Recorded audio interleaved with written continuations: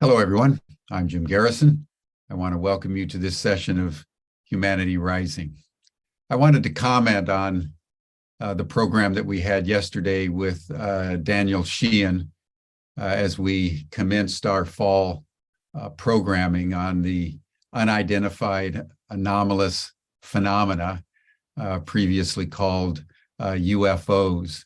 It got an extraordinary reach in terms of our live streaming partnerships, and I received emails and phone calls throughout the day from people that were absolutely thrilled to know that the U.S. government is now embarking on a concerted program of disclosure mandated by the U.S. Congress, and that Danny and I will be working in Washington together to help facilitate this disclosure, and more importantly, to begin to develop with the world religions, major civic organizations around the world, a narrative and to begin to work out the metaphysical and theological implications of humanity's ET moment. So it's a very exciting time, certainly in my life. Danny left for Washington today. I'll be going there shortly, and I'll be keeping everyone posted. And just to the question that people were inquiring about, just to reaffirm, Humanity Rising will now become a conduit for some of the initial reports that we'll be gathering as we enter this extraordinary moment, I would say, in human evolutionary history. This is the first time when collectively we are being confronted by the reality that we are not alone, and that extraterrestrial intelligences are real, and that in fact they've been present and experienced by people in various ways on planet Earth, and that the US government and other governments have hard evidence of their reality.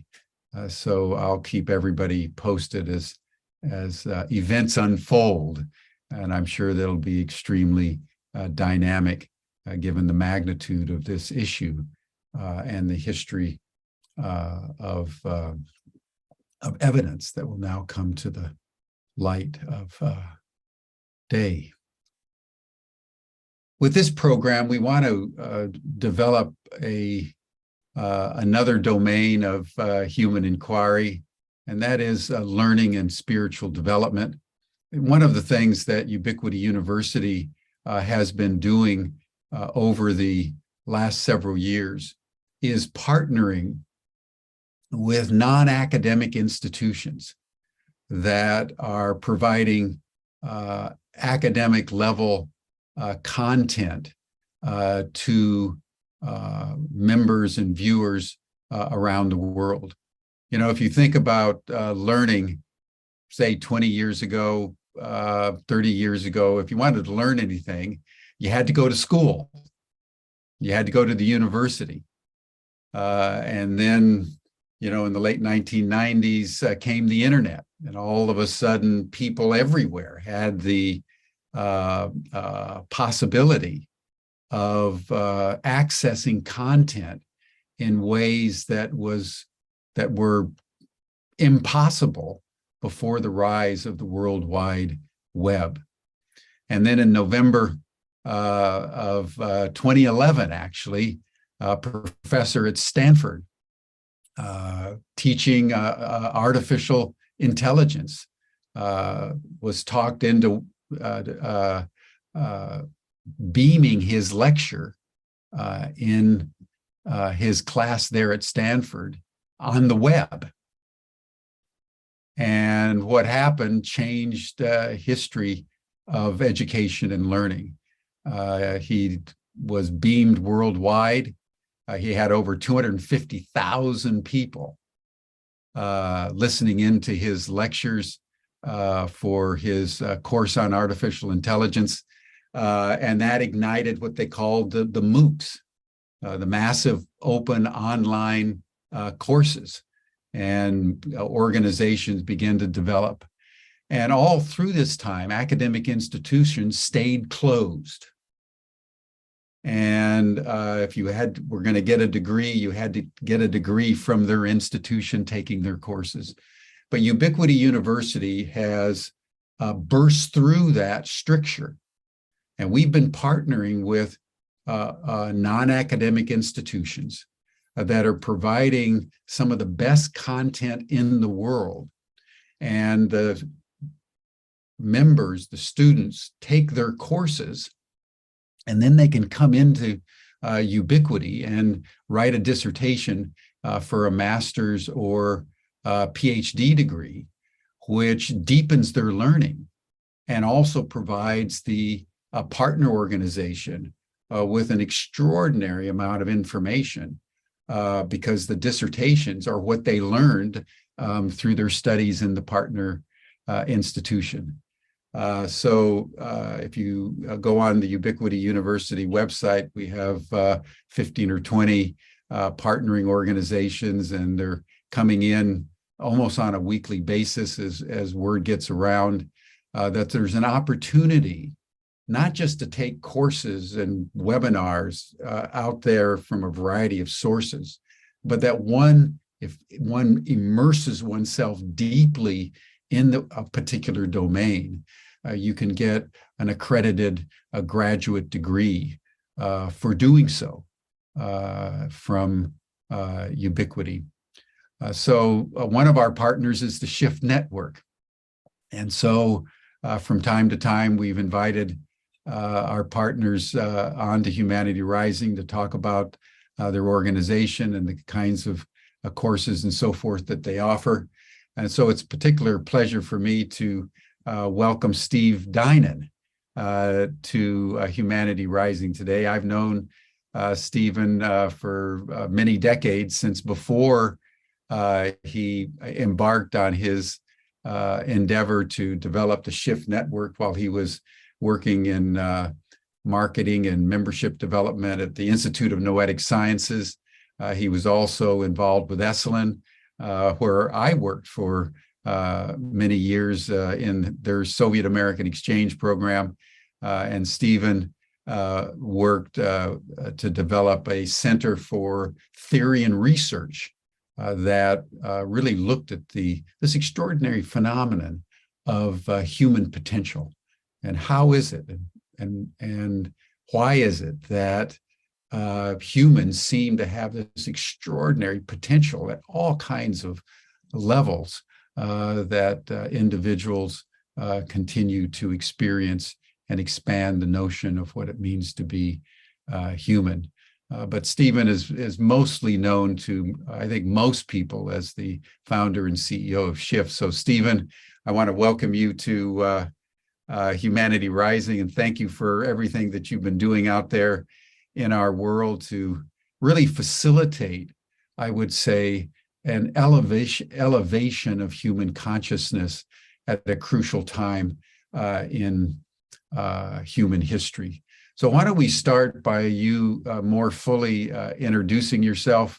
I didn't mention that you went to Stanford and then CIIS with degrees in human biology and East-West thought. So you have an extremely interesting background, but just further introduce yourself and then tell us more about the founding of Shift and the trajectory of this organization over the last 20 years.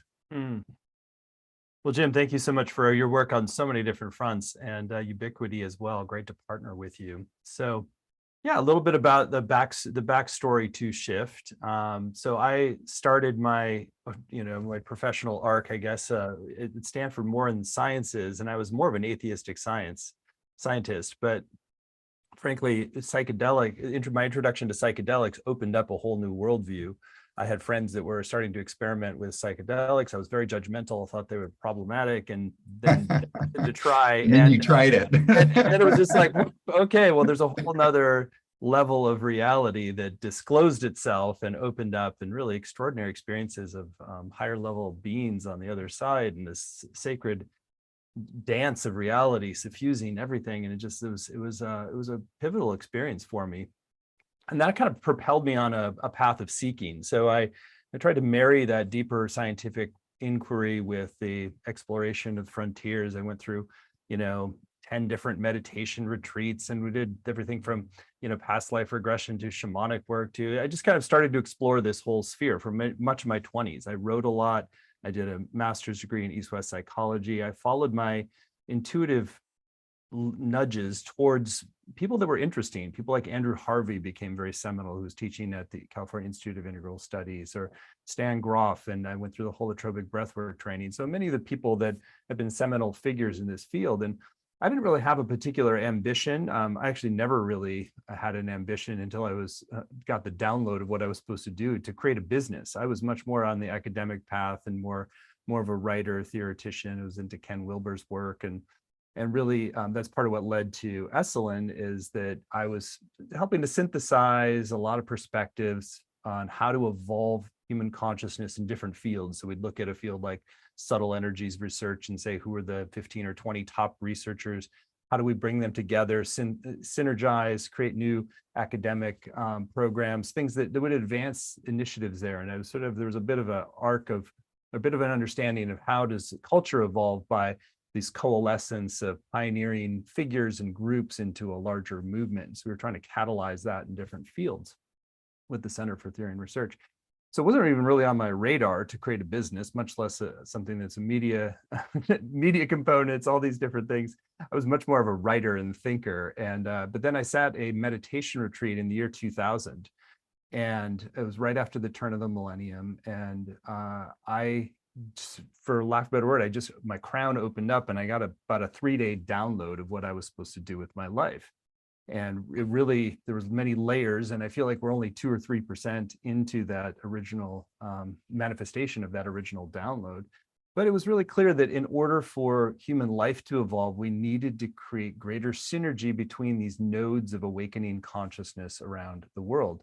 There needed to be a kind of an integration of wisdom streams, if you will, and that when consciousness is contagious. And so when we spend time around people who are wiser, deeper, more whole than we are, we sort of naturally shed our layers of conditioning and the old patterns and start to open up to something that's more sacred and beautiful and wise. And so that, basic premise is like, how do we make the wisest people in the world as available as possible to the largest number, and then eventually connect more and more of those people together so that they're forming nuclei of this emergent consciousness around the world, and that they're moving initiatives forward in their community, and that they're helping to shift organizations. And so it was a big vision. And I thought that, given that it was sort of this download and meditation retreat, it would take a decade or so to manifest that I might be onto other things, but it's turned out to be more of a lifelong project. And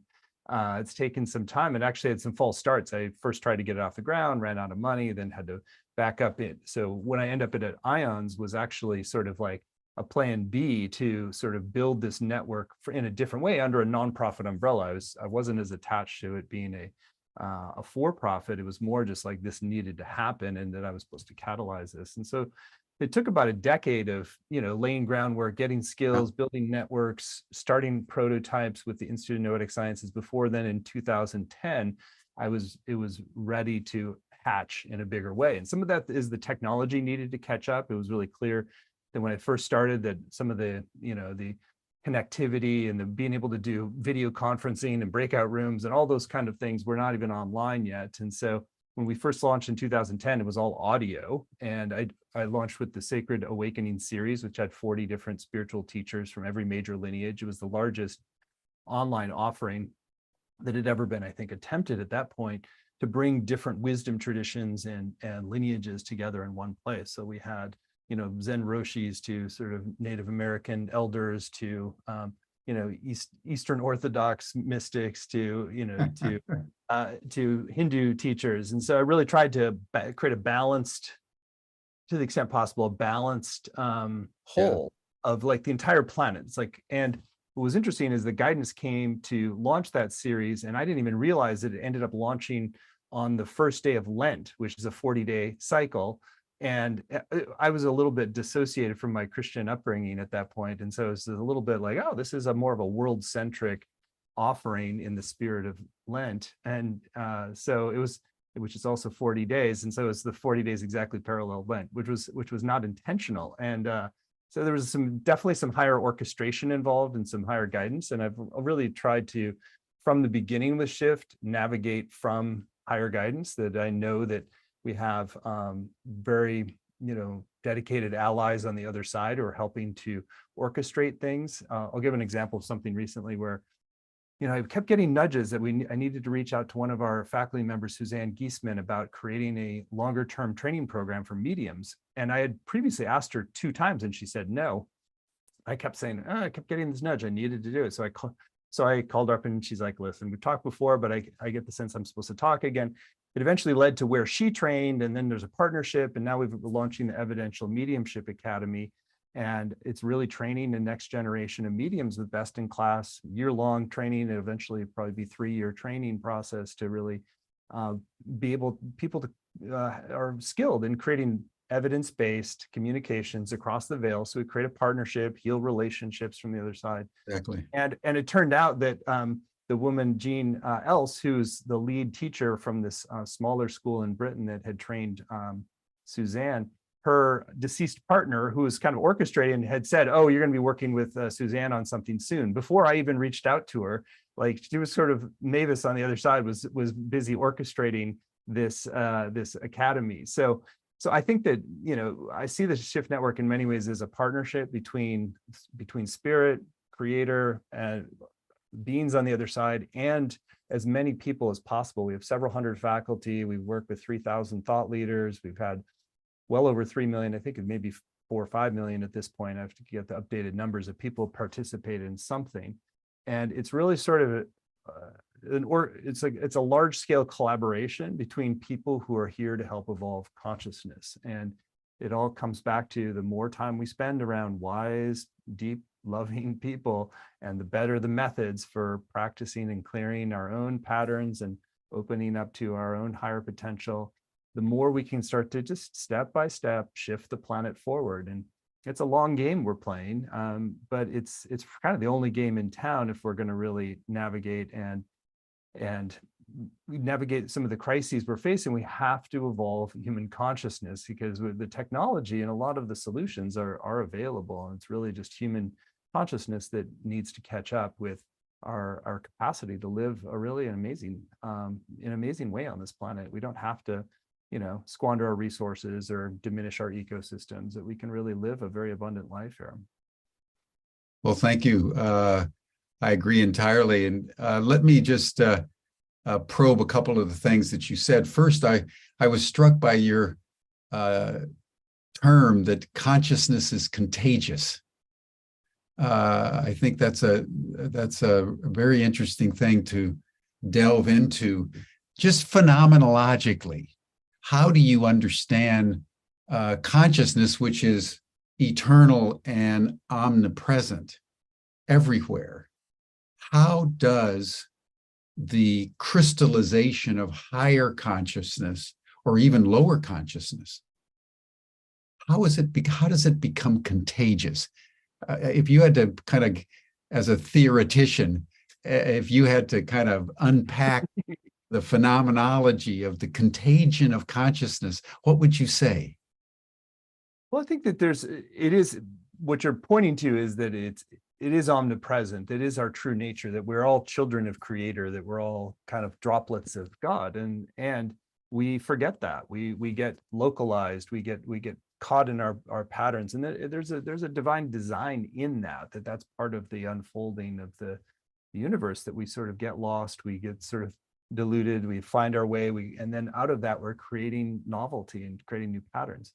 But when we're closer to somebody who is operating a different frequency, if we're in that same field, there's definitely field effects from consciousness. There's a lot of good research from Heart Math Institute about the heart's capacity to broadcast and affect things at a distance. There's a coherence that gets created. And so more coherent consciousness is actually helps to kind of create ordering of the fields around it. And so if you have, simplified, if you have a spiritual teacher or a guru figure, people get around them and they find that there's a sort of a natural upliftment. There's a gravitation, almost like a gravitational pull towards that quality of being. And that's part of why people like to be around more enlightened folks, is that it just, there's a shedding of conditioning. Now, being able to go back to your family, and the opposite happens as well. If your family and community are operating in one set of patterns and frequencies, it can be harder to shift that forward when you're kind of holding Sure. something different. And so that's where the communities of support are really, really important. We just did a journey to Peru, a sacred journey to Peru with 31 people. And we were working with plant medicines there, as well as Puma Quispe Singona is one of our faculty members. Truly beautiful. And he is one of the most loving beings I've ever met. And his whole community of people around him are so loving as well. And so within a day, everybody's guards are down, they're loving each other, there's tears. It's like the whole journey was just a love fest. And then people come back, and then it's like there's tends to be a contraction, because then you're entering a field or a set of patterns that are not operating in that same frequency. And so we have to kind of dip into these deeper fields of coherence, more awakened consciousness, more love, and then we can kind of stabilize and anchor that in ourselves, and then begin to up level the systems and communities that we're a part of. And so that's why it's a gradual process. I and many people kind of like get attached to and want to have the kind of the big bang planetary awakening. It's something Mark Hubbard used to talk about that a lot, and it's like I like that idea. And the truth is, it's usually kind of it's more of a melting towards a more an awakened pattern than it is a big bang or sort of a big light show. You can have some grand experiences and openings, but it's like that shifting the baseline does Sure. take time, because of there's a certain kind of coherence of pattern that gets created. So another example might be, it's like if you're, go through treatment for addictions, and then people go back into the environment, they tend to relapse into their addictions because there's a whole set of reinforcing patterns that pull Sure. them into addiction. So I think that's part of where the growing edge for our movement is. We do have a lot of beautiful awakened teachers from around the world, different traditions, lineages, and I think we've amplified as many, if not more than any, and you've done a lot. And so there's a lot of global amplification of awakened consciousness. The intermediary step of like creating the nodes of community and support and sort of anchoring that in as sort of a new pattern, we haven't done as much yet, even though that was part of the original vision. And that's sort of our next growing edge, to sort of help to activate that. And I think as a movement, we haven't created as much of like the church structures and the sort of the centers of support to kind of anchor in that whole pattern and worldview. And that's where I think we'll have to go in the next decade. Mm-hmm. Well, I'd like to explore that, but before we do, you also made a rather extraordinary point about contact with the other side. Intelligences who have passed, that in your experience have actually guided what you're doing with people that are on this side. And I'd love to just open that up to explore it more fully, because this phenomenon of the ancestors, the phenomenon of people who have passed, are no longer in bodily form, but have retained their individuality in some way in another consciousness form, and are capable of communicating back and forth with the living, is an extraordinary thing for you to be experiencing as you guide the onward development of shift. So say a little bit more about the phenomenon, just sort of generally, and any other details that you may want to shed about this, because it's a very important aspect of reality that consciousness isn't just here among we humans. It's everywhere, and different coagulations of energy and consciousness are out there, including, as we were discussing yesterday, at the extraterrestrial galactic level. So just expound on that. It's a very interesting point that you're making. Yeah, I mean, it actually goes back to when I was working for Esalen. Michael was very big on survival of bodily death, and so that was one of the most the most continuous conferences that we were catalyzing. People who were looking at mediumship evidence and seances, people looking at past evidence for past life or for reincarnation. So it's like you'd have birthmarks from one lifetime, and that would show up, or usually they were death marks from a past lifetime that showed up as birthmarks in a next lifetime. And so there's a whole vein of evidence.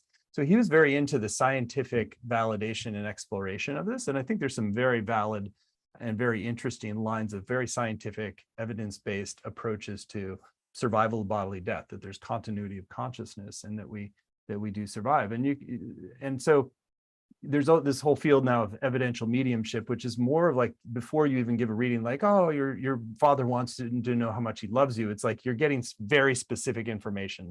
Like in our case, we did a session with my wife's father, who was 19 years deceased, and he was giving feedback to the brother who was not even there about like jaw issues he was having, and then the brother was totally floored when he listened to the recording, because he's like, I just did surgery for like grinding my jaw and $5,000 worth of dental work last week. And it was sort of like and it wasn't just like one, there was dozens of pieces of information that were so precise that were like unfakeable. And so when you have that kind of like that level of evidence across the veil, that it's like that really is like, whoa, it shifts your paradigm, and you really realize there's individuated souls who are in their own journey, who have matured through the process of death, typically, and are understanding themselves, their connections in deeper ways. There's ancestral lineages that we can access. There's higher level beings that are sort of less, part of the human incarnational cycle, that might be more ascended masters, or that are part of extraterrestrial intelligences. There's a whole world of connection points that you can make with this sort of discarnate realm of like, not in creation, but sort of somehow transcendent to creation, or the material level of creation. And I think this is really, it's exciting. And I've had probably in the range of 100+ experiences, very compelling, of past lives. So when you start to delve into the whole past life phenomenon, 100. and it may not be as linear in the sense of just like one soul incarnating exactly the same. I think there's some splitting that goes on. Sometimes you can do parallel lifetimes. You can do a lot of interesting things as a journey of soul. So a lot of, as an example, it's like part of what's happening with shift. There's like some completion of karma and fulfillment of dharma that was unfulfilled from previous lifetimes. And that I'm not going to go into here, but it's like I'm more aware of like, oh, this is like stuff that didn't get completed in one lifetime, and now that I need to move it forward. And or my book, it's like the most recent book, Sacred America, Sacred World. It was partially, there's some revolutionary war karma that I was sort of working off, if you will, by writing that book. And so I think that when you kind of widen the aperture and really start taking this evidence seriously, that we are souls on a journey of many lifetimes, and we're evolving over those lifetimes, and that we're engaged in multi-life projects to sort of manifest a certain dharma or certain skill set. And that in the process of doing that, we're accruing incomplete business that we need to complete as well. It's a much bigger cosmology. And so it kind of sets it up for, in this lifetime, that we make it more of a collaboration between the wisest people that we can access and work with here, but also not neglecting that we have friends and allies on the other side, who, whether they're ancestors or loved ones that have deceased, or higher level guides. And I feel like there's a kind of a whole world of like understanding how best to work with those. We teach a bunch of different programs in that arena, or I don't teach them, but we feature teachers. But I think that's part of the paradigm of where we're moving, is where we have this spiritual awakening. We go beyond just the kind of a more Buddhistic kind of like version of enlightenment, where we're just sort of detaching from the world, but it's more like we're collaborating with beings on the other side to make this the Garden of Eden, the heaven on earth that it's possible it can become. And that part of what I think is useful about those souls is that they have a wider perspective. Sometimes they can access like sort of game plans, if you will, for this lifetime. They come in with set of intentions and game plans. And so helping to true that and align our plans and what we're doing here with a sort of a master plan that we incarnated to create. That's part of what I saw in that original awakening experience in a meditation retreat. It was like, oh, I kind of got the download of the game plan that I had contracted to create. And it's taken 23 years to get to where we are, which, you know, is not super impressive, but it's sort of like it's taken a while to figure out how to manifest what it was in the game plan. And it's, you know, and some of it has also been dependent upon technological and other things that needed to evolve as well. But well, no, 23 years, Stephen, in the face of eternity is a nanosecond. Now, you said if they had 100 experiences, that's a lot of experiences of prior incarnations. How did you enter into that sequence of experiences? That's a lot. Well, some of it, I mean, I guess I shouldn't like overblow it or something. It's more like sometimes there's recognitions or information that comes in. Some of it has happened through very specific channels or guides who have access to that information, and they will share something, and then I'll have a dream about it. Or it's like there's things that have happened in plant medicine work that are really clear that have come in. Sometimes it's traveling to certain places, like there's traveling to Egypt, there was remembrances that came in, or, you know, so there's a little bit of a constellation of things. And once my worldview was such that it was like, oh, I'm open to those things, then you're just like little signals and signs. I did do, you know, back in my 20s, I started doing things like past life regression, hypnosis, and I've done a little bit of that. And it's just more just over time, it just like those little signals accumulate. And like my wife and I are aware of, you know, many lifetimes that we've been together. And there's like, we're a little bit, I've had things like, oh, you again. And it's like, and they were like, you were and my daughter, she's not remembering her past lives as much now, but she's 6. And when she was 4, she was remembering more. And she's like, oh, do you remember when we had a farm together? And she'll start talking about that farm and like what we did together and so you know, one of the things that happens, I think, in a lot of the past life and reincarnation field is there's sort of a window of opportunity, usually in the 4 to 5 year old kind of window, where kids tend to be more able to access past life remembrances if you ask them or if you take that seriously. And so we sort of, you know, just I would have conversed with Sienna in particular about past lives, and she had a very interesting thing with the UFOs. She was big. She talked a lot about this college that she was at before she came into the planet, and she said there were aliens there. That she was basically at a college where she was studying with both people, and she talked about some people incarnated here, but also aliens too. So the aliens were actually part of the same college, at least according to her, which was interesting. No, as I forget who said it, but the life in the universe is not only more mysterious and wonderful than we imagine, it's more mysterious and wonderful than we can imagine. Yeah. So, you know, what you're, I think, exemplifying is someone who has begun the process of opening the aperture of their perception to a much wider scope of possibility. And that's enriching immeasurably, you know, your life and relationships and your capacity to remember and experience the multidimensionality of the world. It's a wonderful thing. So well done.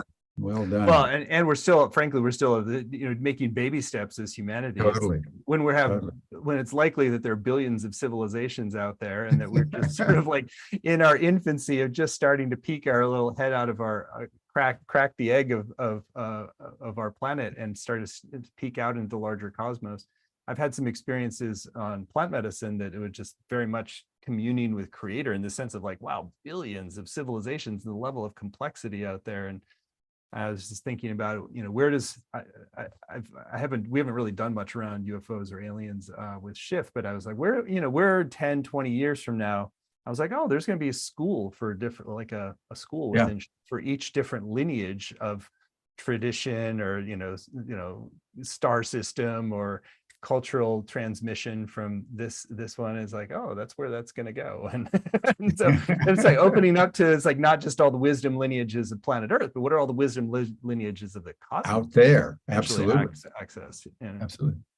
Let's circle back to your comments about where the movement is, and where, given, all the hundreds and thousands of people you've interacted with at all kinds of levels through Shift, your perception of what the next steps are for the movement. You talked about kind of the deepening that the movement needs to do now. Say more about it, more about where you think we've come to, and what are the next challenges ahead, kind of bearing in mind what we talk about a lot on Humanity Rising, that objectively, we're in a world of multiple code reds, where, particularly in terms of climate change, the objective situation seems to be getting worse and worse,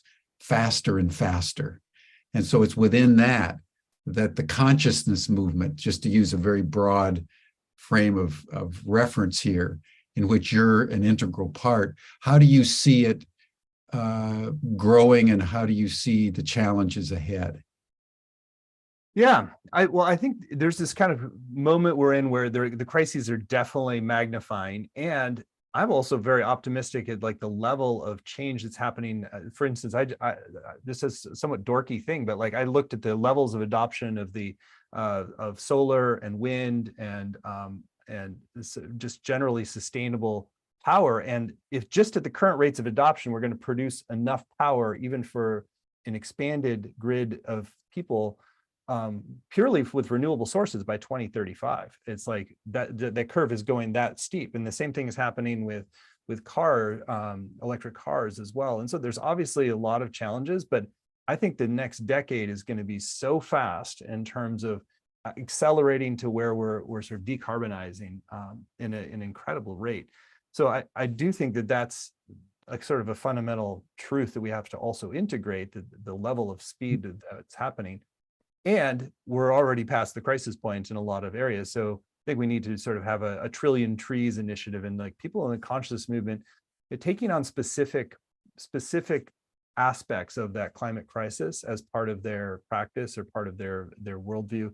Because it's not enough just to do the spiritual awakening work and the consciousness work. It's like we have to ground it in responsibility for the whole. And I know you've done a lot of great work in that arena. So I think that personally, I think tree planting is a good place to focus, because it's about restoration of the ecosystems and biosphere. And it's a trillion trees can kind of take a decade off of the carbon output for the planet, and also help to regenerate ecosystems. And so I think that that's one area where there's a lot of opportunity to sort of build momentum and energy around reforesting the planet, if you will. And then I think that like on a wider level, it's more like we need more and more people who are willing to kind of like work with and catalyze the leaders of other companies. So I'm very interested in actually Deva starting to do some work with a retreat center focusing on plant medicine in Costa Rica that's going to be doing a lot more leadership level work. We're also activating that in Peru.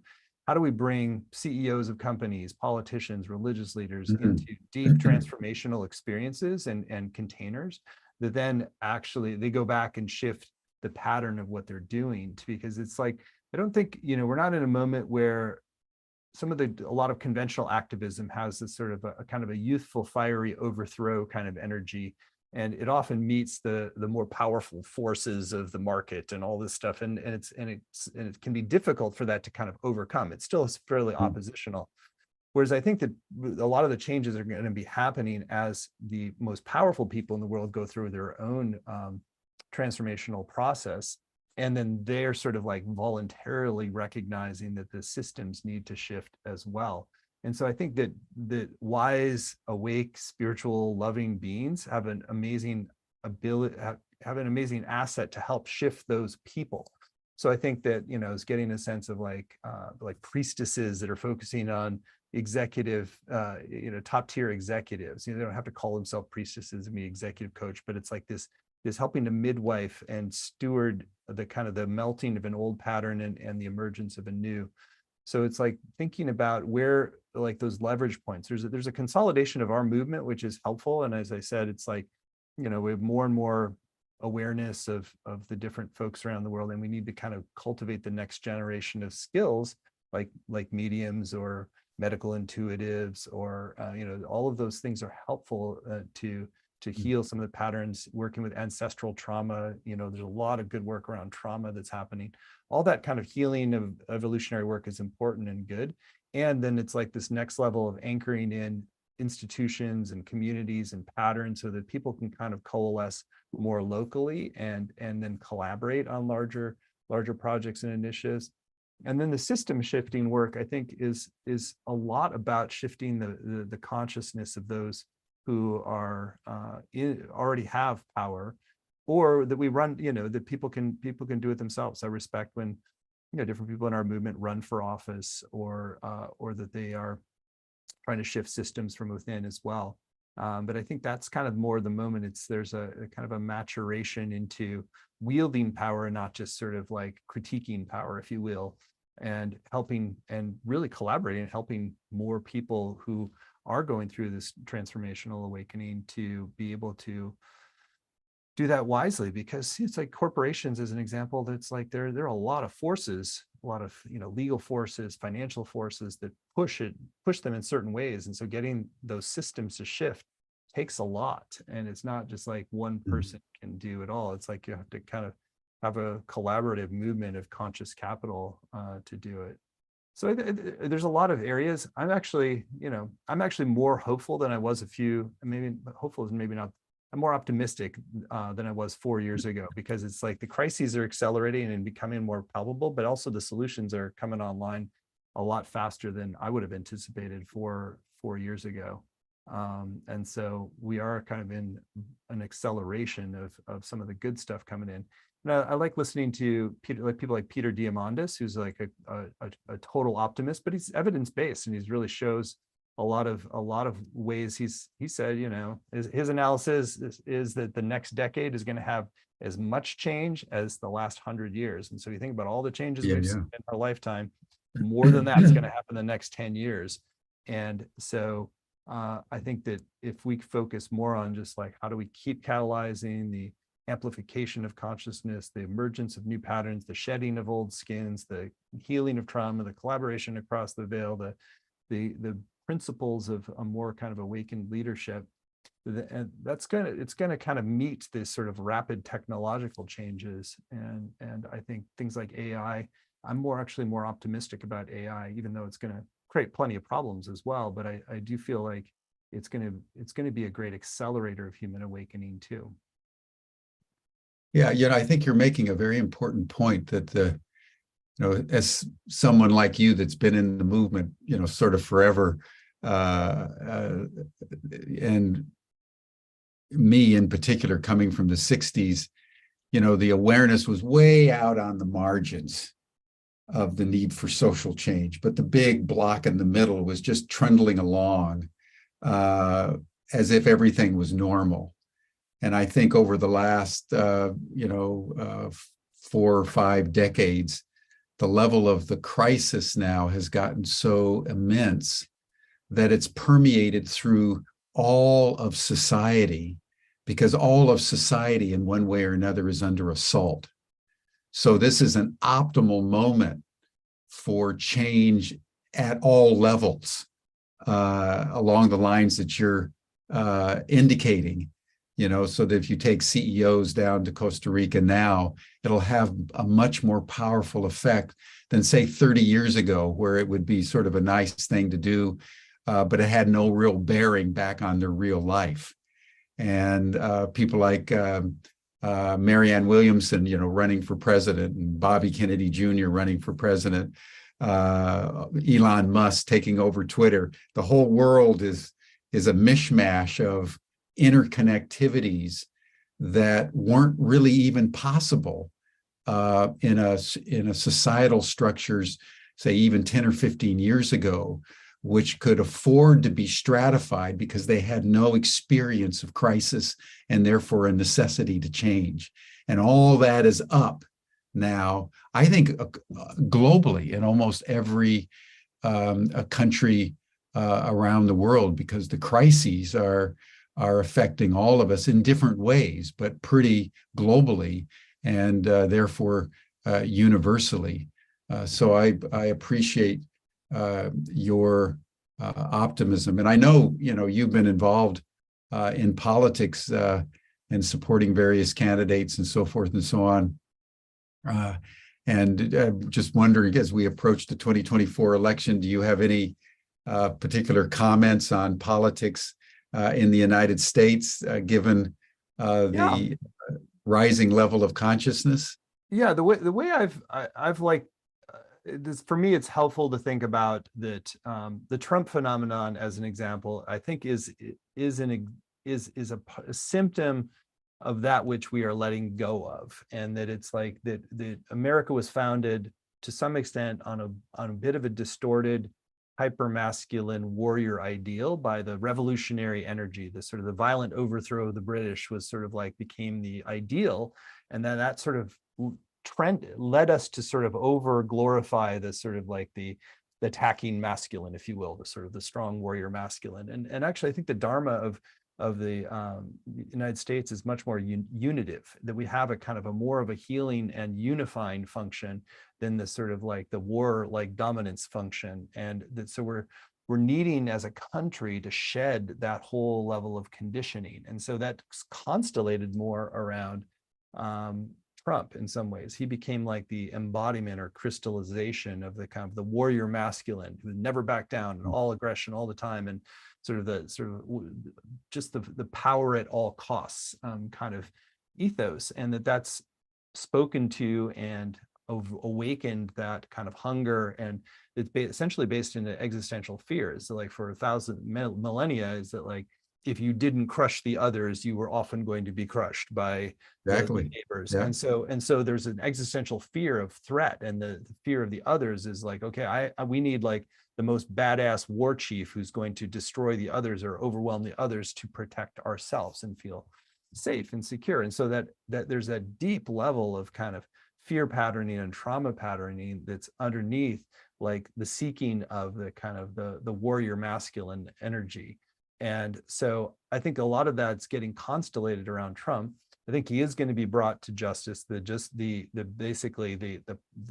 justice process is going to be whittling him down and eventually taking him down. And that's appropriate, because it's like that warrior masculine needs to be subsumed or disciplined into the higher ideals of the society, rather than just kind of run rampant, like overthrowing the government.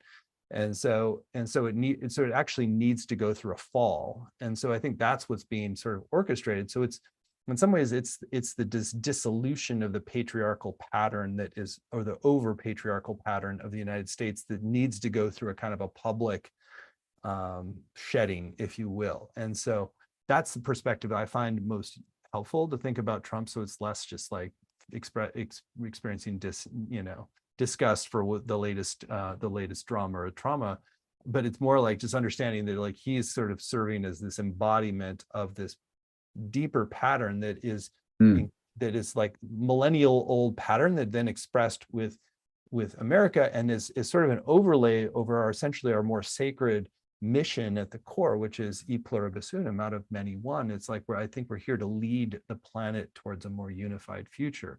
And we can't do that from a polarized, sort of like competitive, masculine, dominant kind of energy. It has to actually, the feminine has to come more to the foreground and balance that out. And so I don't think Biden is necessarily representing that other pole, but what he is sort of like a stabler hand representing the old kind of order, and that there's sort of like, it's almost like holding the space while this implosion happens of this old pattern. And then I think, so I don't think Trump is going to be back in office again. I think there's going to be a collapsing of the Republican structure. And then out of that, there's a sort of a higher octave of the Republican Party that can be born as sort of from that time in the wilderness.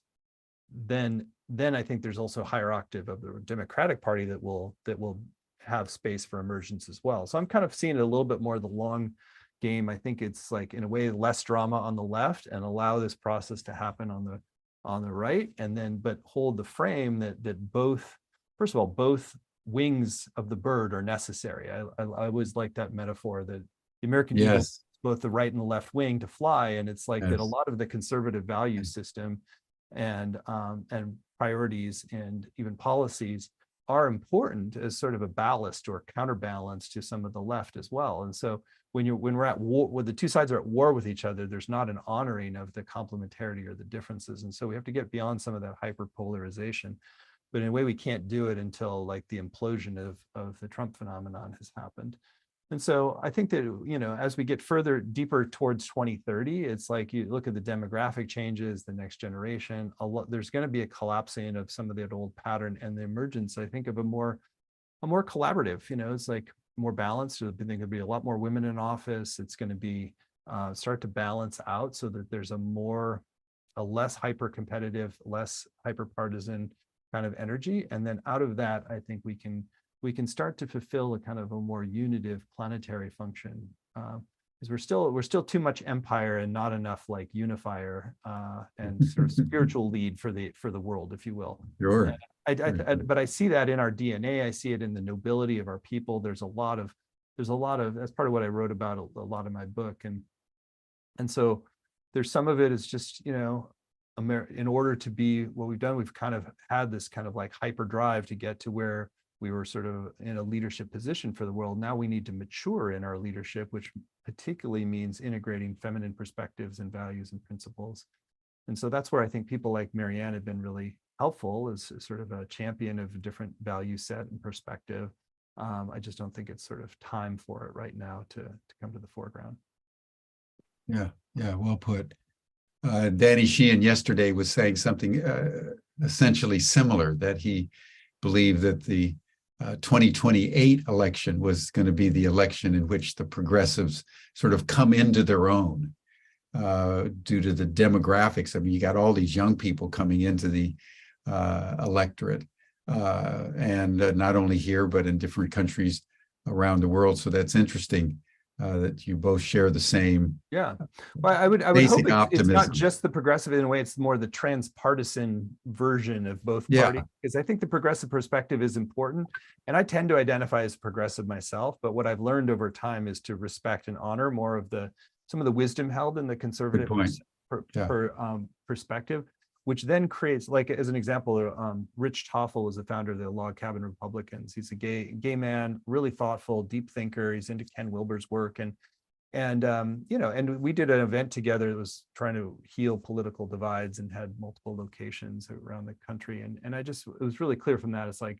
that's what we need to do. It's like people who are wired a bit differently, but thoughtful, respectful. We can work together and really sort of aim for a higher order synthesis of left and right. Because what happens is that when the left gets dissociated from the right, sometimes some of the wisdoms get neglected, like some of the shadow side of what's happening with drug markets in San Francisco is like too much progressivism gone wild, and it's not like it has all the solutions either. Yeah, exactly.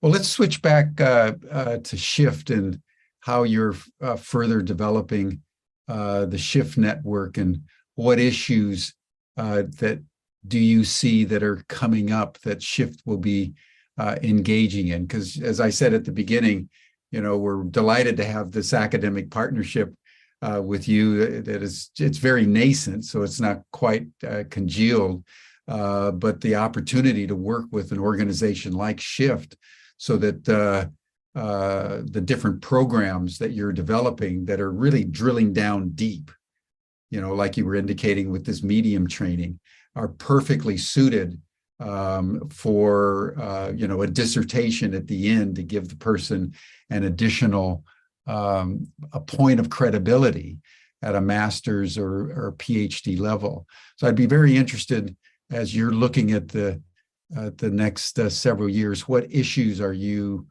really beginning to think of as areas that Shift wants to focus in on? Yeah. Well, I think that we've kind of focused in many ways around the middle of the journey, is sort of like less of like just waking up, just getting spurred, but that's eventually the sort of the whole architecture that I want to build is basically a media engine, which we've sort of only touched on, but like, really mass media that sort of leads people into intriguing new possibilities. Then you start on a path of like investing your time and energy and practice in kind of like short form, long form courses, eventually kind of 6-month, year-long courses like we're doing. You're really on a path of growth at that point. And then it's like, then there's the professional level where you're getting trained in skill sets, perspectives, degrees that allow you to help and empower others on the next level. And so I think our partnership with you is part of that, sort of cultivating the higher end of the pathway. Is like, where does all this funnel lead? And it leads to sort of Exactly. more masterful level practitioners, more seasoned teachers. And that's sort of where we're going. So I think we're kind of meeting at the point of like the 1-year professional level certifications and trainings, which we've done in maybe 8 or 9 areas at this point. And we want to get those in each area. And then it's like you've got masters and potentially PhDs on top of that. So that creates sort of a pipeline, if you will, for Exactly. people's growth. Exactly. And then ideally, then that feeds back in, so that we haven't built this part, but so that as people get those skill sets, then they can also have some marketing visibility into this wider base, so they can build their business. And so it kind of creates a more virtuous cycle. So people come in, they get sparked, they go deeper. I was talking to a woman named Christy, I won't say her last name, but she was like working in marketing for some corporation. And during the pandemic, she said she just did a deep dive into Shift programs, did like 20 programs, and went through this whole kind of like shift of her paradigm. She's like in her 30s, worldview change, and she's doing like purpose-based coaching and people finding their destiny path. And so she went through this like 3-year arc of just basically kind of mirroring. It's like, getting sparked by something, doing deep dive. What are all the different areas that I'm curious about, or engaged in, sort of like the curiosity phase, exploration, the deepening practice. And then she got more serious about like, I want to get coaching certification. I'm going to build a business in this area. And so that sort of, I think the next couple of years are mainly about fleshing out the professional trainings, the leading into more advanced practices. And then we can kind of circle back as that's more, in a way, fully baked, the sort of the media, like how do we reach 100 million people and get them turned on with movies, with video series, with podcasts, and sort of like more of the free media side of things, leading into this kind of pathway of growth and transformation. And then my sense is that my guidance has been that we need to be reaching 100 million people eventually. So it's like that 1% of humanity can start to tilt humanity or move humanity forward. So we kind of focus in on that leading edge 1% of the planet, over the next 10 years. And so it's like we've reached 4 or 5 million people probably at this point with something.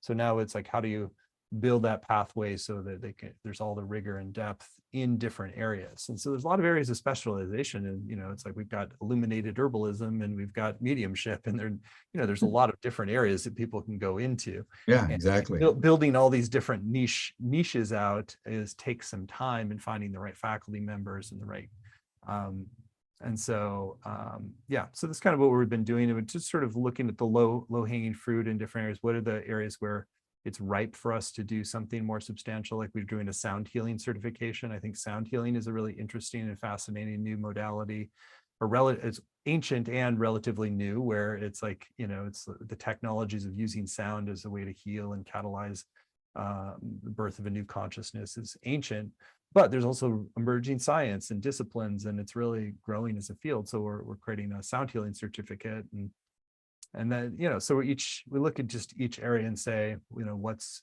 ripe for the next level, where are the somatic psychologists headed, so we can't be 100% comprehensive, but we try to be like, have a presence in a lot of the different areas of conscious change work that they're happening. Yeah, well, I think that's the conclusion that we've come to also at Ubiquity, and we say you have to go deep to go far. At the beginning of the movement, there was a lot of sort of horizontal experimentation. And I think part of what's going on very naturally with Shift, with Ubiquity, with a lot of organizations, even I was talking with someone at Esalen the other day, is the realization that the deeper one goes now, the better prepared one is.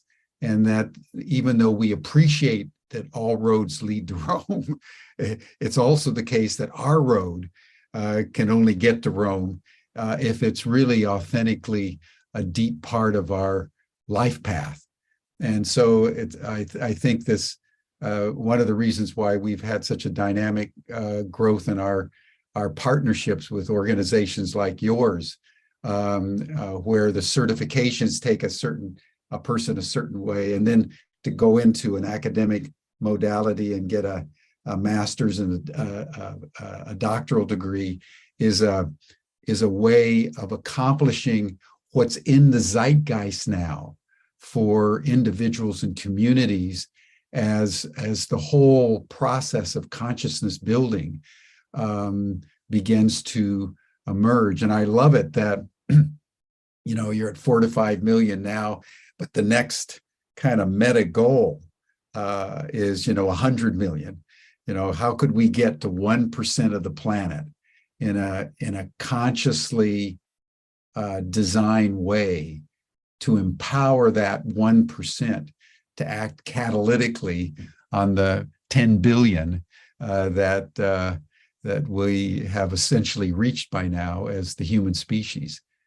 And when you have climate change spinning out of control and AI taking over more and more, and then we're in an ET moment, everything is happening all at once. And so the depth vector has to be proportional to the centrifugal force, or else the internal coherence doesn't hold. Mm-hmm. Does that resonate with you? Yeah, I think that's absolutely true. And I think that's where it's useful to sort of get really clear on what our sort of deeper purpose is for being here. And so we each have a unique contribution, and I think that it requires mastery to really make your deepest contribution. You have to become masterful in something. And so it's like that's becoming masterful is a long process, and it requires a deep commitment. And so I think whether you can take herbalism to that level, you can do energy medicine, you can be a university professor, but it's like I think it'd be good to be informed and have. I like the principle of what I call spiritual cross training. That there's like some value of getting exposed to different lineages and systems and how they grow and enrich us, and then you're also exactly on a path of mastery and depth with the primary commitment, if you will, for this lifetime. Stephen Dinan, everyone, founder and CEO of the Shift Network, that is out there at more levels and dimensions than any other consciousness building organization, at least that I know about. And we haven't done UFO stuff yet, though, so that's our new edge. Let's aliens, talk, but it was interesting to have that recognition. They're like, oh, that's where we're going to come in, is we'll help create the wisdom schools for the alien lineages once we're well,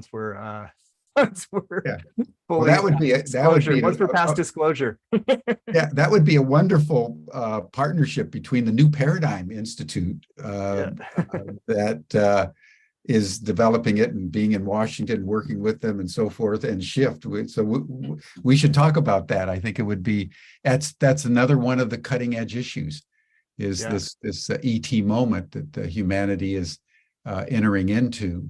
And that's what's keeping you on the edge, and us right at that cutting edge of where the scintillation of reality, consciousness, human purpose, both collide and align to birth this new age that I think all of us can feel in the depths of our beings, and somehow we're called to be instruments its coming into being.